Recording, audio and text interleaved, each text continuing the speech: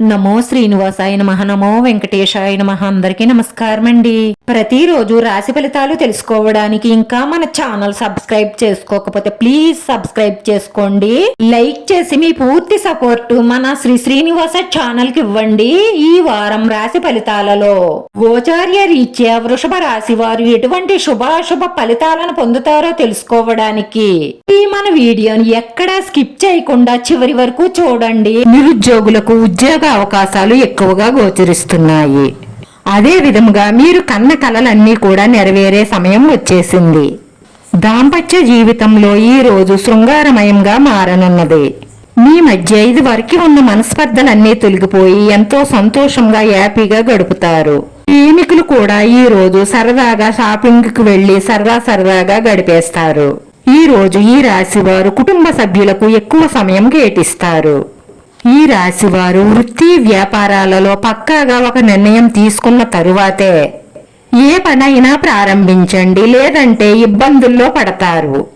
దీని ద్వారా మీరు మనసు ఒత్తిడికి గురి చేసుకుంటారు. కాబట్టి మీ ఇంట్లో వారితో బాగా ఆలోచించి ఒక నిర్ణయం తీసుకోండి. కొత్త ప్రాజెక్టులు వచ్చే అవకాశాలు గోచరిస్తున్నాయి. ఈ రాశి వారు ఈ రోజు ఆనందకరమైన జీవితాన్ని గడుపుతారు. పార్ట్నర్షిప్ వ్యాపారస్తులు మీకు సహకరిస్తారు. అలాగే వారితో కలిసి ఇప్పటి వరకు పెండింగ్ లో ఉండిపోయిన పనులన్నీ కూడా ఈ సమయంలో పూర్తి చేయగలుగుతారు. ఆర్థిక పరిస్థితులన్నీ కూడా మీకు మెరుగవుతాయి. అనారోగ్య సమస్యలన్నీ తొలగిపోతాయి.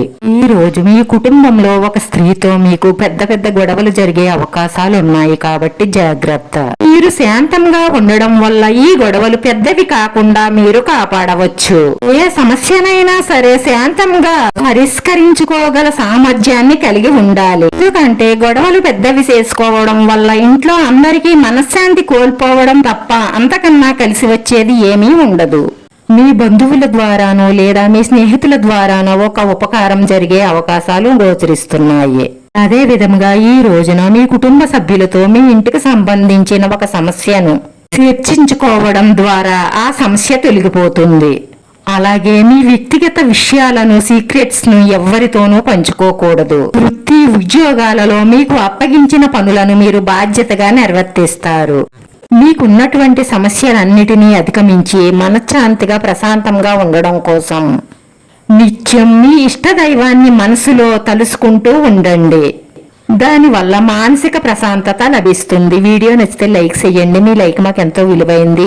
మీరు లైక్ చేయడం వల్ల ఈ వీడియో కొంతమందికి చేరుతుంది. నా శ్రీనివాస ఛానల్ ఆదరించండి. అందరికీ ధన్యవాదాలండి. నమో వెంకటేశాయ నమః.